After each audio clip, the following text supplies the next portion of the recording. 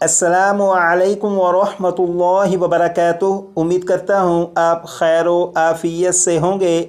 आसान और मुख्तसर तजवीदुल कुरान कोर्स की अल्हम्दुलिल्लाह ये क्लास नंबर 8 है और क्लास नंबर 8 में नून साकिन और तनवीन के बारे में पढ़ेंगे। और नून साकिन जो है ये कुरान पाक में 5000 से ज़्यादा मरतबा है और तनवीन कुरान पाक में 6700 से ज़्यादा मरतबा है। इसका मतलब ये हुआ कि नून साकिन और तनवीन कुरान पाक में 11700 से ज़्यादा मरतबा हैं।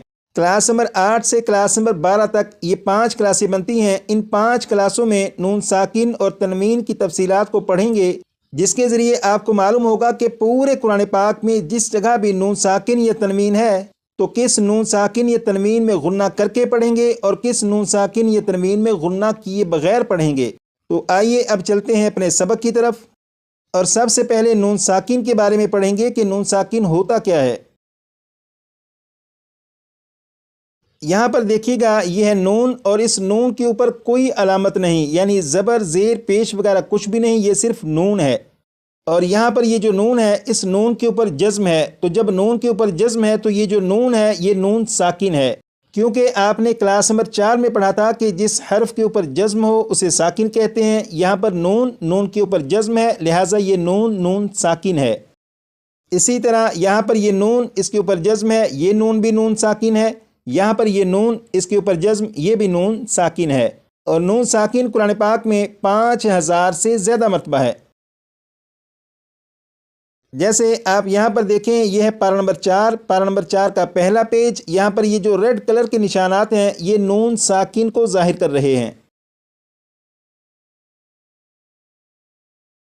अब यहाँ पर देखिएगा, बिस्मिल्लाहिर्रहमानिर्रहीम, यहाँ पर लिखा है मिन।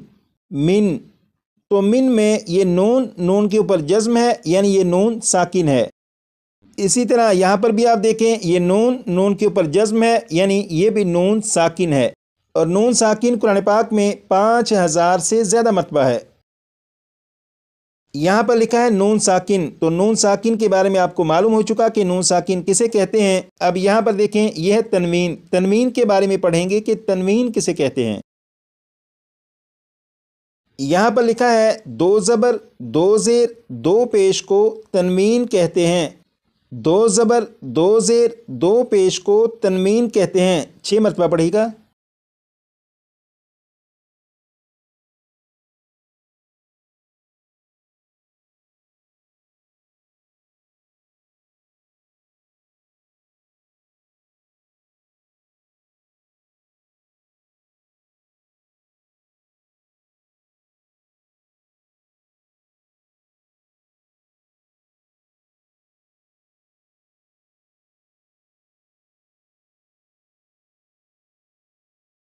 आपने पढ़ा 2 ज़बर 2 ज़ेर 2 पेश को तनवीन कहते हैं। अब यहाँ पर देखिएगा, ये है ता के ऊपर ये जो 2 अलामतें हैं ये 2 ज़बर हैं।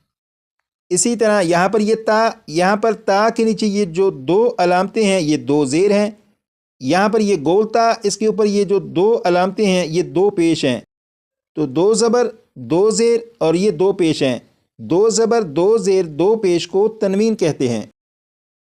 अब आप इसे देखिएगा और देख कर पढ़िएगा, तनवीन 6 मरतबा।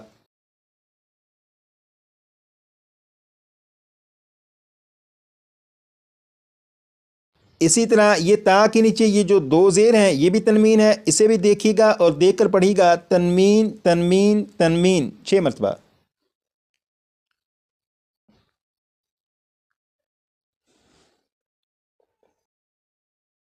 यहाँ पर ये गोलता और इसके ऊपर ये जो 2 अलामतें हैं ये 2 पेश हैं और इसे भी तनवीन कहते हैं। अब आप इसे देखिएगा और देख कर पढ़िएगा, तनवीन 6 मरतबा।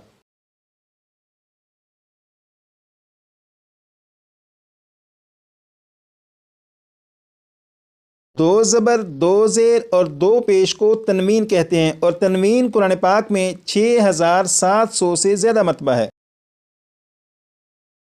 जैसे आप देखें, ये पारा नंबर 4 और पारा नंबर 4 का पहला पेज। यहाँ पर ये ब्लू कलर के जो निशानात हैं ये तनवीन को जाहिर कर रहे हैं। یہ جو لفظ ہے یہ لفظ ہے حنیفن، یہاں پر فا کے اوپر دو زبر یعنی فا کے اوپر تنوین ہے۔ اسی طرح یہاں پر یہ جو لفظ ہے بیناتن، یہاں پر تا کے اوپر دو پیش یعنی تا کے اوپر تنوین ہے۔ تو تنوین جو ہے یہ قرآن پاک میں 6700 سے زیادہ مرتبہ ہے۔ تو نون ساکن اور تنوین کے بارے میں یقیناً آپ کو معلوم ہو چکا ہے کہ نون ساکن کسے کہتے ہیں اور تنوین کسے کہتے ہیں۔ نون ساکن وہ ہے کہ نون کے اوپر اگر جزم ہو تو نون ساکن ہے، اور تنوین دو زبر دو زیر دو پیش کو تنوین کہتے ہیں۔ نون ساکن اور تنوین کے بارے میں تو آپ کو معلوم ہو چکا، لیکن ان دونوں میں فرق کیا ہوتا ہے اب یہ معلوم کریں گے۔ آپ یہاں پر دیکھیں، یہ ہے نون اور نون کے اوپر جزم ہے، نون کے اوپر جزم ہے تو یہ نون ساکن ہے۔ یہاں پر نون کے اوپر جزم ہے تو یہ نون بھی نون ساکن ہے۔ اسی طرح یہاں پر میم کے اوپر دو زبر یعنی میم کے اوپر تنوین ہے، یہاں پر میم کے نیچے دو زیر یعنی یہاں پر بھی تنوین ہے۔ تو نون ساکن اور تنوین لکھنے اور دکھنے میں ایک جیسے نہیں ہوتے بلکہ ان میں فرق ہوتا ہے، لیکن نون ساکن اور تنوین کی جو آواز ہے یہ آواز ایک جیسی ہے۔ جیسے اگر میں اسے پڑھوں تو آپ سنیے گا کہ یہاں پر آخر میں نون ساکن کی آواز آئے گی، جیسے من من من، آخر میں نون ساکن کی آواز آ رہی ہے۔ یہاں پر میم کے نیچے دو زیر ہیں یعنی میم کے نیچے تنوین ہے، اگر میں اسے پڑھوں تو اس کے آخر میں بھی نون ساکن کی آواز آئے گی، جیسے من من من۔ تو آپ غور کریں کہ نون ساکن اور تنوین کے آخر میں آواز ایک جیسی ہے، من من من من۔ تو نتیجہ یہ نکلا کہ نون ساکن اور تنوین کی جو آوازیں ہیں یہ ایک جیسی ہوتی ہیں۔